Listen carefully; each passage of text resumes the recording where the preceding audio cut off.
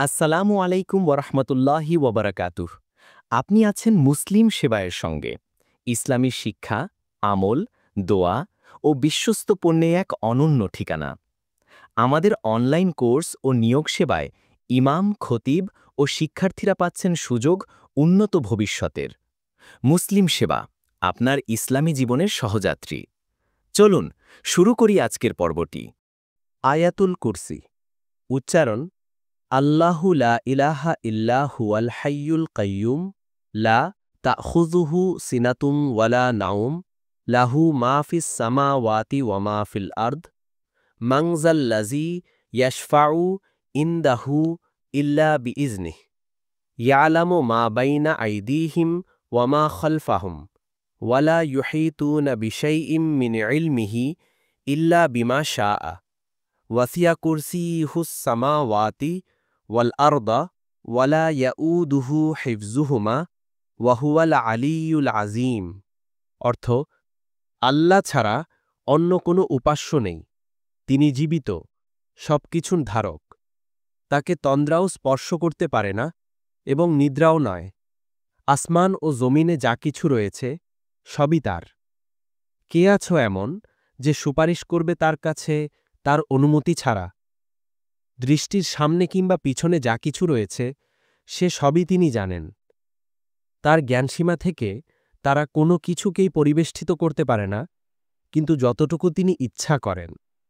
তার সিংহাসন সমস্ত আসমান ও জমিনকে পরিবেষ্টিত করে আছে, আর সেগুলোকে ধারণ করা তার পক্ষে কঠিন নয়। তিনিই সর্বোচ্চ এবং সর্বাপেক্ষা মহান। উৎস: সূরা বাকারা, ২৫৫ নম্বর আয়াত। উপকারিতা: আবু হুরায়রা রাদিয়াল্লাহু তাআলা আনহু থেকে বর্ণিত, তিনি বলেন, রাসূলুল্লাহ সাল্লাল্লাহু আলাইহি ওয়াসাল্লাম আমাকে রমাজানে প্রাপ্ত যাকাতের মাল হেফাজতের দায়িত্ব দিলেন। এ সময় জনৈক ব্যক্তি এসে খাদ্যদ্রব্য উঠিয়ে নিতে উদ্ধত হল। আমি তাকে ধরে ফেললাম এবং বললাম, আমি তোমাকে আল্লাহর নবীর কাছে নিয়ে যাব। এরপর পুরা হাদিস বর্ণনা করেন। তখন লোকটি বলল, যখন আপনি ঘুমাতে যাবেন তখন আয়াতুল কুরসি পাঠ করবেন। এর ফলে আল্লাহর পক্ষ থেকে একজন পাহারাদার নিযুক্ত করা হবে এবং ভোর পর্যন্ত শয়তান আপনার কাছে আসতে পারবে না। রাসূল সাল্লাল্লাহু আলাইহি ওয়াসাল্লাম এই ঘটনা শুনে বললেন, যে তোমার কাছে এসেছিল সে সত্য কথা বলেছে, যদিও সে বড় মিথ্যাবাদী। শয়তান। সহিহুল বুখারী হাদিস নম্বর ৪৬৪৬, আন্তর্জাতিক নম্বর ৫০০৮, ৫০১০। ১ নম্বর উপকারিতা: হযরত আলী রাদিয়াল্লাহু তাআলা আনহু বলেন, আমি রাসূলুল্লাহ সাল্লাল্লাহু আলাইহি ওয়াসাল্লামকে এই মিম্বারের কাঠের উপর বলতে শুনেছি, যে ব্যক্তি প্রত্যেক ফরজ সালাতের পর আয়াতুল কুরসি নিয়মিত পড়বে, তার জান্নাতে প্রবেশে কেবল মৃত্যুই অন্তরায় হয়ে আছে। যে ব্যক্তি এই আয়াতটি বিছানায় শয়নের সময় পড়বে, আল্লাহ তার ঘরে, প্রতিবেশীর ঘরে এবং আশেপাশের আরও অন্যান্য ঘরসহ নিরাপত্তা দান করিবেন। সুনানে বাইহাকি। ২ নম্বর উপকারিতা: হযরত আলী রাদিয়াল্লাহু তাআলা আনহু বলিয়াছেন, আমি মনে করি না যে এমন কোনো ব্যক্তি যে জন্মগতভাবে মুসলমান হইয়াছে বা সাবালক হওয়ার পর মুসলমান হইয়াছে, আর সে এই আয়াত, আল্লাহু লা ইলাহা ইল্লা হুয়াল হাইয়ুল কাইয়ুম, পাঠ না করিয়া রাত্রি অতিবাহিত করিতে পারে।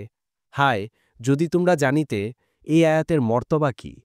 তোমাদের নাবিকে এই আয়াত আরশের নিচে অবস্থিত খাজানা বা ভাণ্ডার হইতে দান করা হইয়াছে, এবং তোমাদের নাবির পূর্বে অন্য কোন নাবিকে ইহা দান করা হয় নাই। আমি এই আয়াত প্রতি রাতে ৩ বার পাঠ করিয়া শয়ন করি। এশার পরে ২ রাকাতে ও বিতিরের নামাজেও উহা পাঠ করি এবং বিছানায় শয়নের সময়েও উহা পাঠ করি। কানজুহ। ৩ নম্বর উপকারিতা: হযরত উবাই বিন কাব রাদিয়াল্লাহু তাআলা আনহু বর্ণনা করেন যে, রাসূলুল্লাহ সাল্লাল্লাহু আলাইহি ওয়াসাল্লাম আমাকে ইরশাদ করিয়াছেন যে, হে আবুল মুনজির, ইহা হযরত উবাই বিন কাব রাদিয়াল্লাহু তাআলা আনহুর উপনাম, তোমার জানা আছে কি তোমার নিকট কিতাবুল্লাহর সর্বাপেক্ষা মর্যাদা সম্পন্ন আয়াত কোনটি?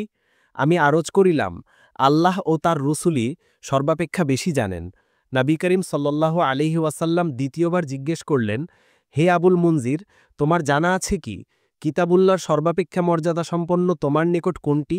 আমি আরজ করিলাম, আল্লাহু লা ইলাহা ইল্লা হুয়াল হাইয়ুল কাইয়ুম, আয়াতুল কুরসি। তিনি আমার সিনার ওপর হাত মারিলেন, যেন এইরূপ উত্তরের কারণে সাবাস দিলেন এবং এরশাদ করিলেন, হে আবুল মুনজির, তোমার জন্য এলেম মুবারক হউক। সহিহুল মুসলিম।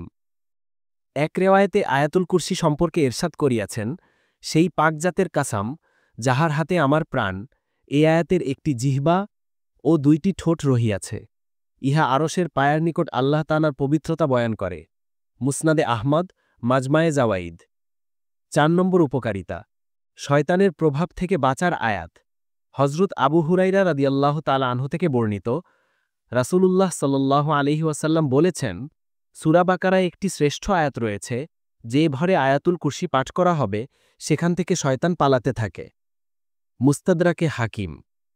5 নম্বর উপকারিতা। জান্নাতের দরজা।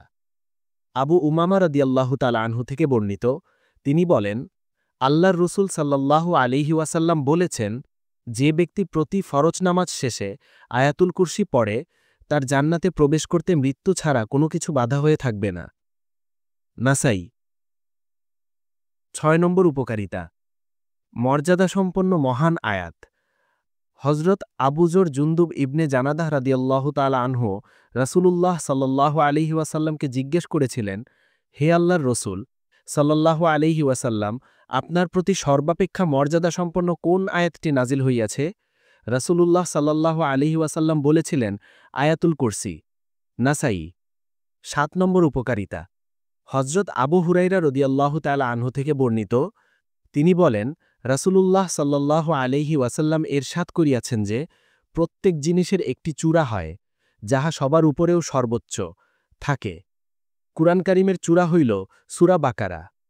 উহাতে একটি আয়াত এমন আছে, যাহা কুরআন শরীফের সমস্ত আয়াতের সর্দার, আর তাহা হইল আয়াতুল কুরসি।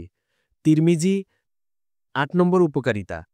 হজরত মাকেল ইবনে ইয়াসর রাদিয়াল্লাহু তাআলা আনহু হইতে বর্ণিত আছে যে, রাসূলুল্লাহ সাল্লাল্লাহু আলাইহি ওয়াসাল্লাম এরশাদ করিয়াছেন, কুরআন কারীমের চূড়া অর্থাৎ সর্বোচ্চ অংশ হইল সূরা বাকারা।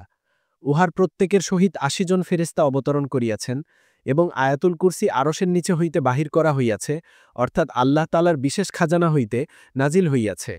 অতঃপর উহাকে সূরা বাকারার সহিত মিলাইয়া দেয়া হইয়াছে, অর্থাৎ উহার মধ্যে শামিল করা হইয়াছে। সূরা ইয়াসিন কুরআন কারীমের দিল। যে ব্যক্তি উহাকে আল্লাহ তাআলার সন্তুষ্টি অর্জন ও আখিরাতের নিয়তে পড়িবে, অবশ্যই তাহার মাগফিরাত করিয়া দেওয়া হইবে। অতএব এই সূরা নিজেদের মরণাপন্ন লোকদের নিকট পাঠ করো, যেন রূহ বের হইতে সহজ হয়। মুসনাদে আহমদ, মারিফুল হাদিস।